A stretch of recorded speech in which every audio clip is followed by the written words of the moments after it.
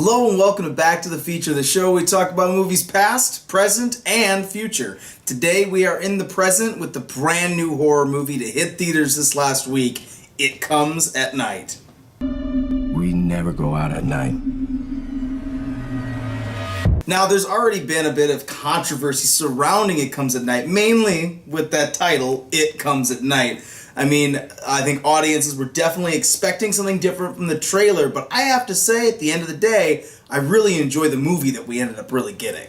Yeah, it was, I had different expectations for this film, but I was definitely not disappointed with the route they decided to go with this film.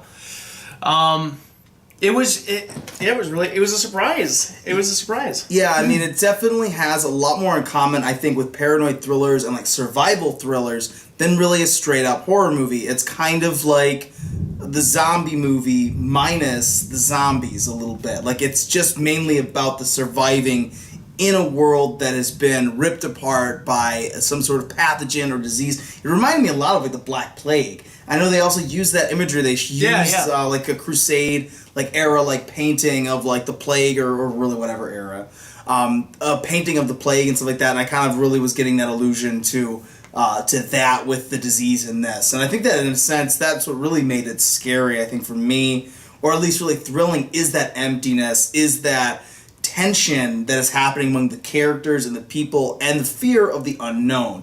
And there's definitely a lot of unknown when it comes to this movie, It Comes at Night.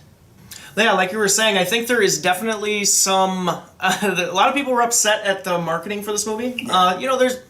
Trailers are put out, and, marketing is separate from what the film. A lot of people get... I keep seeing it a lot online now. People get so upset at these trailers, these misleading trailers, and it's like... But that's what marketing does. That's what they do. It's separate from the studio, and they're putting this out. And you can't put too much weight into it. It's kind of like, when Drive came out, and everyone thought Fast and the Furious, and it was nothing like it, and people walked out of the theater.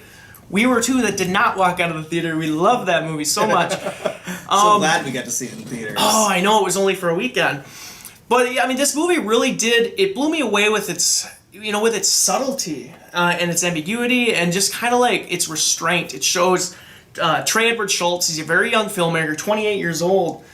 Man, it gives me hope a little bit. It's like, I can do it. Yeah, this guy is like some next level talent. I mean, for his age, this is a mature work. Yeah. This is his second feature behind Krisha. I have not watched it. I really want to now. But this guy he's been starting to get around a little bit. He's a college dropout. He interned with under Terrence Malick for The Tree of Life. Oh wow! Yep, he interned. Well, there's on your that. film school.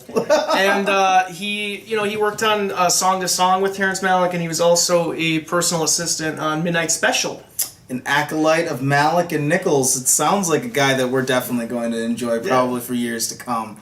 Like I said, it's definitely a very mature movie. It shows so much restraint, and I think that's going to frustrate some audiences because it leaves a lot of questions unanswered. We only know what the characters know in this movie, and I think that it's one of the strengths, but at some points, I think is a little bit of a drawback to It Comes at Night. So kind of already saying that, what are the positives and the negatives that you had from this movie? Like, what are the big positives, what are the big negatives? Well, I think it is such... I love visual filmmakers. Obviously, I'm a huge Malick fan. So seeing that like observation over exposition, it's something that I'm drawn to. I'm just drawn to visual storytelling. And, what he does in this film, the way he stages events and the way, like, the vantage points that you experience in it, it's unique, and like that ambiguity, like you said, like there is some drawbacks to like the storytelling that he chooses in this film, but at the end of the day, it was such a unique experience, and it was such a refreshing experience to see the movie told in such a way that walking out, I'm just kept thinking about this movie and thinking about this movie. I'm a big fan of that choice of trying to look at it through that lens, like looking at it through the lens of the characters, because it is very much driven by their perceptions, what they're seeing. I mean, the movie at the end of the day has a lot to do about the fragility of trust and what this person is saying and what this person is actually meaning, or what the real truth is between the lines and the lies that you're getting, or if they are even lies. How do you know how to trust someone in a high stakes thing where it's life or death. You make a wrong decision and your family dies. You make the right decision, they survive another day.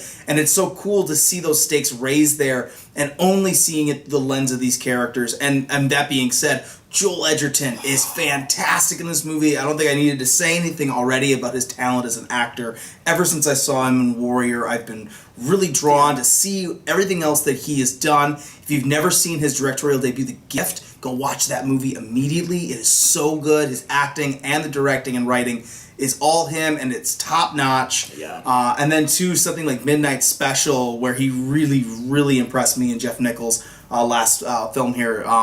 The film from this last year. He also did Loving last year, but with Joel Edgerton, I have not seen that yet. But I think that he's one of those guys quickly rising to be a reliable, great actor and making great, interesting choices. Yeah. This movie being amongst them. But I definitely feel that though I love the way that they played the characters so human and about the information that we get only from their lens, there's definitely a few questions, especially toward the end of the movie, that a little bit more clarity, I think, would have pushed this movie just over the edge to something even a little greater. Just to drive it home a little better. But at the end of the day, I really like that choice of his, and I'm glad he stuck to it. Yeah, another standout too, Kelvin Harrison Jr. Yeah, the young actor in this film that plays Joel Edgerton's son. He was amazing, and he's actually more, I would say, more of the main actor. The story is more told through his lens. It is really centered around him. Yeah, he's really the central character. Everything is going through, and we see through his lens. Very true. And I was very impressed and surprised. I think when you see Joel Edgerton as your lead, you're just like, okay, we're going to really follow him, but we really get the perspective of this son more, and we're kind of really, he's more of our conduit into this film. So, I mean, we talked about the positives, touched on a couple negatives. Any more negatives from you, John? Honestly, besides what you stated about kind of like some of the stuff that happens at the end where we could have used a little more answers, that's really my only complaint for this film. Yeah. There's really nothing else. This movie is extremely just tightly wound up, and just the way it plays out was so interesting. I liked pretty much everything about it. Besides just, I wish that there was just a few things in there where I wish I would have had a full grasp. But again, repeat watches, maybe I'll pick up on some things I missed. Yeah, for sure. I think this one's definitely going to be pretty challenging for a lot of mainstream audiences, especially people expecting a monster movie. It really isn't that. If you really like shows like The Walking Dead or the video game The Last of Us, or anything that's really more survival-based, I think you're going to really, really dig this movie. So please definitely give it a chance. It's not the creature feature that you want, but I think it's something very, very different and I think more unique than that. So all that being said, John, what is your final summary and grade for It Comes at Night? This is a great paranoid thriller. I love paranoid thrillers. This is one of my favorite genres. It's brilliantly visualized, and it's just the acting is superb. It's just a great movie all around. But like I said, I wish it would have given me just something, a little bit more at the end of there, where I could have latched on to a little more information. But I'm going to give It Comes at Night an A-. Yeah, it definitely is well-crafted filmmaking, and it's such well-acted film. It's got so many positives on the technical standpoint, and as I said before, I love the choice that he made for the ambiguity. At the same time, though, there's a few things near the end that the movie could have been a little bit more satisfying, and I think it definitely begs a repeat watch. So for me, right now, I'm going to give It Comes at Night a B+. Definitely a really, really solid film and a unique film that stands on its own 2 feet, and honestly, I'm actually glad we got this and not just a creature feature.